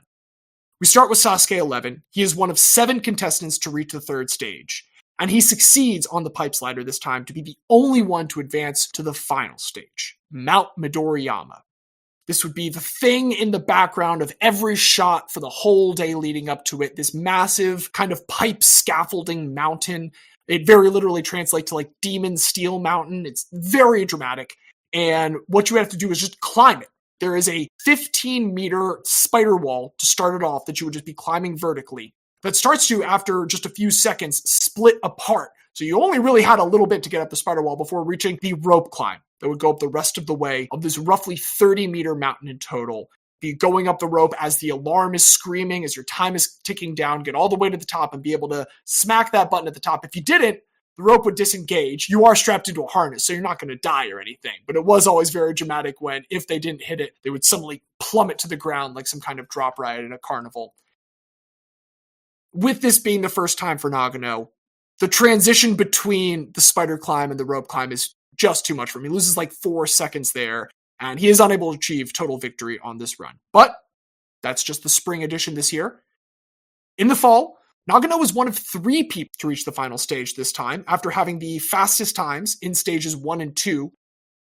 Looks for all the world like he's going to make it. He gets up there. He hits the buzzer 0.11 seconds after it had unfortunately gone out of time. So doesn't get the victory then. Stands up there for a moment because they can't just like drop him, but won't even let himself like look at the view that one would get upon victory. He's like, no, I'll earn that later. And Makoto Nagano indeed comes back for Sasuke, lucky number 13. He is the only finalist, once again, clearing the first and second stage in the fastest times for the 2nd consecutive year. Only time anyone's ever done that. Brutal wins during his rope climb in the finals unfortunately keep him a 3rd time from being able to reach ultimate victory. And then there are no finalists for the next 3 Sasukes, 14, 15, and 16. Nagano clears the first stage every time, but he just cannot make it past the 3rd. He has 2 different losses on the Devil's Swing, which is another one of those kind of trapeze pipe bits that they would often do right before the pipe slider. Mid-2006, after Sasuke 16, a lot of the All-Stars gather at Bunpei Shiratori's home course to kind of, have a reset, have a group training session. Someone has to get over this hump. It's been almost 10 years at this point since anyone has won. Akiyama's still there with the group, but even he still craves that victory again. In the fall, Sasuke 17, all of them come back with a vengeance. Nagano had worn number 100 for a couple races at this point. This is the first time that he gets bumped back down to 99. And I think that was the exact chip on his shoulder he needs. He absolutely crushes stages 1 and 2. He's one of 8 third stage contestants. It's almost exclusively all-stars along with 2 Olympic trampolinists who had kind of become recurring characters at this time. Nagasaki Shinsuke, who is the teenage one that actually makes it with Nagano this year, and Nakata Daisuke, who is their longtime Olympic trampolinist. Nagano conquers the devil swing. He conquers the pipe slider, gets to the finals for an, at the time, unprecedented 4th attempt. There is also just so much throwing out in between stages when watching like the full Japanese broadcast of this as I did in preparation. Like everyone's slapping ass, hugging in between every single stage. They are all rooting for one another so hard. It's kind of devastating to me that so much of that was cut in the American rebroadcast, that it was like just the stages and not this, really kind of beautiful supportive show of love between a bunch of adult men. But it is his time. The spider climb, he is an artist by this point. It is one of the things he is best at. There is no transfer mix-up, and there is no win anymore. All there is an absolutely crushing victory. He finishes with 2.56 seconds left, the most time anyone has finished Mount Midoriyama with. Stands there with the cheers of family, with the cheers of all of the other all-stars supporting him, with the cheers of Nagasaki Sasuke, who just failed to get up there. Doesn't stop him from being absolutely thrilled along with everyone else, along with a young American me. However many months later, I finally got to watch this. Just such a narratively fulfilling moment. It was. This is not a scripted thing in the way that, say, wrestling is. Yes, it felt good and it felt natural for the story to come to this conclusion, but he still had to do that. And I remember watching that moment of victory, this perfect moment that he rose to. He does keep regularly competing for many years after this, all the way through Sasuke 32, 15-year run altogether as a regular competitor from 2001 to 2016. 26 total competitions is the second most at this point, before he finally calls it quits at the age of 44. He was one of 4 winners. He had made the finals one more time in Sasuke 23, and probably would have won if the time limit hadn't been decreased by 5 seconds that year. But at that time, a couple more people are coming up. He is still tied for the most appearances in the finals. And he is the only one of that generation after Akiyama's win that kind of preceded the formation of the All-Stars to ever win. He is still the oldest person to ever win. And while he goes back to fishing and eventually tugboat ops at home, he has made a couple reappearances I want to acknowledge, most notably Sasuke 38, shortly after he retires, because that is the first of the 2020 competitions after lockdown. And Makoto Nagano was so self-aware of his stature in the show. He knew they needed him. He knew that the Japanese people, that the world needed him. He's on record saying it's I had to come back. I had to give people something to be excited for. And to know that you engender that much excitement, it's just phenomenal. He doesn't win, for what it's worth. He loses in the first round, as he had for a number of those older ones. He's in his 40s now. But he is on hand to see number 100 that day, Morimoto Yoshida, become the first ever multi-time champ. And you could argue, okay, well, there he goes. He's lost the GOAT status. But Morimoto will tell you, Nagano is who inspired him to ever pursue this show in the first place and to go on to the heights that he did. And so many memories came flooding back to me during this. So many guys who had been resigned to the attic of my mind. But Makoto Nagano never went away. He was the anchor of my Ninja Warrior memories. He is Ninja Warrior for me as far as I'm concerned. The Fisherman B-roll, the 3 consecutive losses in the finals, the eventual victory. American Ninja Warrior, at least again, what I have seen in the briefest of online and accidental exposure, so much of feels to me the way that American Idol has gone with the tryouts, where it is about people failing in the first stage. It is about jokey spectacle. That was always the thing with Ninja Warrior to some extent. That was always the thing with American Idol to some extent. But the playing up of this, haha, we're going to laugh at the menagerie of fools rather than we're going to focus mostly on the guys that take this so fucking seriously every single time, living and breathing this show in the off season to chase this for absolutely no prize. I haven't mentioned that, but there is nothing that you get for winning this other than the satisfaction of winning this. This is just for the love of the game. And I don't want to remember this like coterie of people that are just here to be put into the wood chipper for us to laugh at. I want to remember when it was about the elite competitors pushing one another. And the one of those competitors that I will always remember is my guy, Makoto Nagano.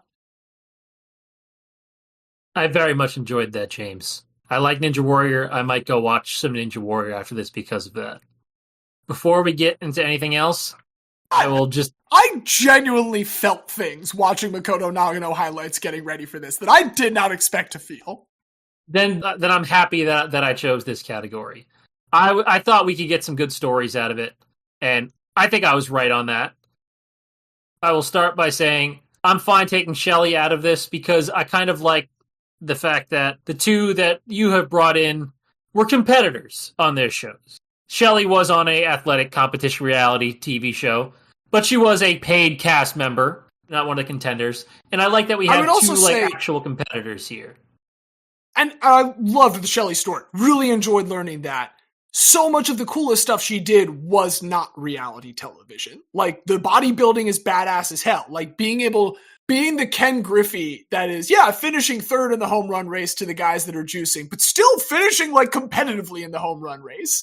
And being this, like, sailing badass. That's incredible. It's also not reality television. And I feel like we may have the same issue with The Miz, where I like The Miz. I would have liked it if we could have gotten more information on like the seasons of the challenge that he won and the events that he competed in, any of the like episodes that he won. Like, what were the big events that we like? I honestly kind of, and maybe Diaz felt this way anyway, so I'm just going towards what he was thinking. I'm not even considering really the challenge as the reality show. It's the WWE Tough Enough as the reality show because that's what we've got more of with The Miz. And fits the rest of the Miz's story better than the challenge. And it's reality stuff. Like, to me, it's like Real World, Tough Enough. Those are the two main arcs. And then he has these kind of like side quest things doing like the challenge, Battle of the Seasons, all of that. He's got the volume game. I mean, I tried to jot down as many as you had. We had Miz and Misses.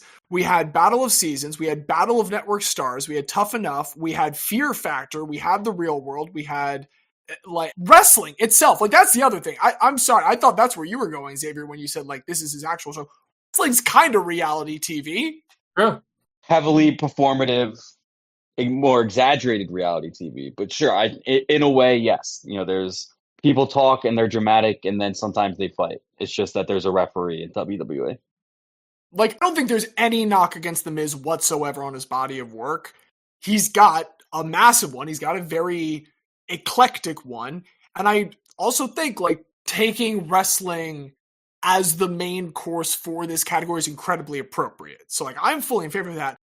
I'm honestly kind of glad that I don't think there needs to be too much of a hole I need to poke in the Miz's case, because the main thing is he's still going. He's still active, as you said. He's still in an arc right now. He does have an active story arc, and it is one of those where it's like, I could easily see next WrestleMania being his last one. But there's not a world where I see him not making it to that WrestleMania. I also jotted down a Kurt Vonnegut quote that I've always really loved during your presentation about The Miz. And I think it ties to like the entire concept of reality TV, but for him specifically, I think it kind of hits so well on what propels him from one stop to the next. And it's from his book in which someone like as a spy had kind of had to pretend to be a Nazi for years and later has to suffer the ramifications of it. And the quote goes, "We are what we pretend to be, so we must be careful about what we pretend to be." And I feel like things could have broken bad for The Miz at a lot of times, but because what he pretended to be was this relatively wholesome character, even as a heel, like a good, likable heel, I think that benefited him very well. I'm saying all this out of respect and admiration for The Miz. I'm also going to go ahead and say Makoto Nagano, while he may not have the quantity, like to me, is the reason that Ninja Warrior matters in this latest. And Ninja Warrior, I think, is probably, like, the Ninja Warrior franchise is probably, at worst, the third most well-known competition exercise. Maybe American Gladiator, as just kind of like a pop culture thing, exists more so. Maybe the challenge, but I'm going to put Ninja Warrior over, like, fucking Wipeout or anything like that. Oh, yeah, I'm going to put 100%. Ninja Warrior over, you know, your mileage may vary with Amazing Race or something like that, whether that counts as something. Like, I think Ninja Warrior of these competition shows is an upper echelon one. And I think it is that because of the people that it had at its core. And if there is any one representative of that, it is Makoto Nagano. I mean, the mid-Atlantic accent definitely bumps him up a notch or two in my book. I mean, yeah, I'm always excited to talk about wrestling, and, like, if I was to say, like, the thesis statement of The Miz, it was he wasn't that great. He was just so enthusiastic that nobody could deny him. And as I said, like, in early real world, like, ignorant, but open to his own ignorance and, like, eager to learn. And I love growth. The whole story arc with Coral, where, like, at the beginning of the season, like, Coral is basically lecturing him, hey, that's, like, a really, like, shitty racist belief that you were kind of raised to have. That's not, this is why what you said is offensive to me. And not doubling down, like, you could easily see the stereotype of The Miz again, like, you know, a pretty boy, white boy with his slick back hair. He very easily could have just been an asshole, but he was open to that criticism. He changed. I love his career arc of, again, just, he's not like, and when you watch him wrestle, he's not a great wrestler. He's like a fine wrestler, but he understands selling the show better than almost anybody that's ever done it. So he's great at that. But yeah, Makoto Nagano, man, there's something about the Thurman Thomas of it all, except he actually got to the mountaintop. I was going to say the Jim Kelly of it all, but, like, Jim Kelly, like, kind of sucks, right? A little bit. And Thurman Thomas is the correct choice. Or I'll throw you an Andre Rison too. Like, Okay. we could throw him out there too. It sounds like Nagano's got it, but the last point I want to make one more time is that, like, so many of these competitions, the Miz made a lot of money off of reality television. Presumably, Shelley made a decent amount of money. Makoto Nagano, I'm sure, got some money indirectly from his appearances on Ninja Warrior, but the competition itself, he did strictly for the love of the game. And honor. Don't forget honor. Honor and the love of the game. There we go. True amateurism, but yeah, to me, there's no reason to continue beating around the bush. When we think of incredible physical feats put into a reality show, truly the apex of it is Ninja Warrior. And, you know, we owe a debt of gratitude towards all in TV production throughout the greater Asia region, because, they just kill it, right? They always do so much better than us. And Physical 100? Sorry. No. I almost did Physical 100. I looked a lot. I didn't find anyone interesting enough to really fit it. I am uninitiated. I will need to learn more. It's a Korean show of just trying to find the most physically fit and athletic person in the world. And you may be asking yourself, how could they possibly judge that? Yes, that's the point. Oh, it's subjective, it's arbitrary, it's silly. Much like our criteria is often subjective, arbitrary, and silly. But one thing that is not subjective, it's not arbitrary, it is silly. It is objective, because it is confirmed that Makoto Nagano is inducted into the Hall of God, dude. Domo arigato, Makoto Nagano. My next trip to Japan, I'm gonna have to go to Kyushu, Pay some respects. Make a pilgrimage to Miyazaki, maybe go and find Makoto on his boat, let him know that a bunch of Americans did a podcast about him. It'll give me an excuse to go back there. You know, I'll also visit Ricky Dozen's grave while I'm there. I'll do all of this for all of you. I will take that burden on. And Ricky Dozen will descend from the heavens to accept his plaque. And Hilda was the Skull Crusher of Makoto Nagano? Yeah, skull crushing finale, yeah. Well, domo arigato, Nagano Makoto, and domo arigato to you too, listener, for joining us for this. But there are some more domos we must arigato. I'm going to stop now or I'm going to become very offensive. Thank you to producer Craig and all the coders behind him for making recording this possible. And thank you to our musical director, Don Ham, for that lovely theme music. But truly, most of all, thank you to you, dear listener, for joining us for this. We will be back next week with another one as we approach the holiday season. But in the meantime, you can find more of our writings, more of our social accounts, more of whatever it is that you would like related to this show at bit.ly/rememberthatguy, all one word, all lowercase. Hey, if you want to get us a gift this holiday season, why don't you share the show with a friend or rate and reviews? Do anything to help us spread these very stupid stories that we love telling. I've enjoyed telling it with these two guys. I wonder if they have anything else to tell us on the way out. I can't wait for the ESPN 30 for 30 on the New York Stock Exchange that's coming out this weekend. I'm going to watch it with my dad, and I can't wait to see the part where Mark Gastineau yells at Brett Favre at a memorabilia auction. Man, that video is just sad. It's good. I've seen the video. It's like, it's just, I feel bad for Mark Gastineau. That's all. I feel bad for him. God, I can't wait. I can't wait. It's going to be so good. Xavier can't wait for that. We can't wait to get back to do another one of these for you guys. But until then, I will remain one of your hosts, James. I am the very special guest, Xavier. And I'm Diaz. And on this podcast, Luigi Mangione is an American hero. End of discussion.